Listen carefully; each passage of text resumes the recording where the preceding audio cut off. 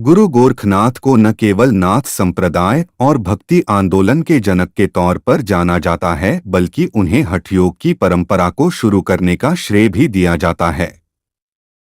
इन्हें भगवान शिव का अवतार भी माना जाता है। गुरु गोरखानाथ एक सिद्ध योगी थे और उनके जन्म से जुड़ी कुछ रोचक कथा है। चलिए जानते हैं उस कथा के बारे में। गोरखनाथ के जन्म को लेकर कहीं भी कुछ स्पष्ट वर्णित नहीं है। कुछ लोग उन्हें पौराणिक चरित्र मानते हैं, जबकि कुछ का मानना है कि उनका जन्म प्रथम शताब्दी के आसपास हुआ था। कुछ लोग यह भी मानते हैं कि वो त्रेता युग, द्वापर युग और कलियुग, इन तीनों युग में मौजूद थे। इन सब के बारे में इस लेख में जानेंगे, लेकिन पहले जानते हैं उनके जन्म को लेकर एक कथा जो जनमानस में बेहद प्रचलित है। गुरु गोरखनाथ को गुरु मत्स्येंद्रनाथ का मानस पुत्र भी कहा जाता है।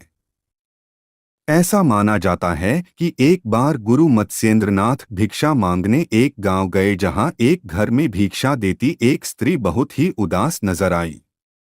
जब गुरुदेव ने उससे उदासी का कारण पूछा तो उसने बताया कि उसकी कोई संतान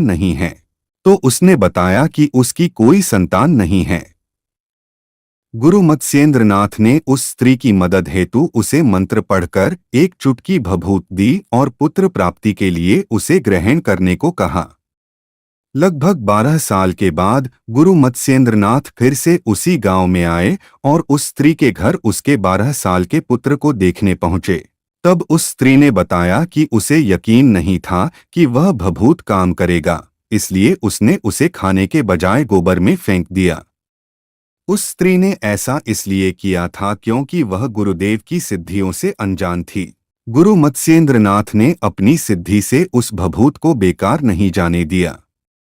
उन्होंने उस स्त्री से वह स्थान दिखाने को कहा। वहां जाकर उन्होंने देखा तो एक गाय गोबर से भरे एक गड्ढे के ऊपर खड़ी थी और अपना दूध उस गड्ढे में गिरा रही थी।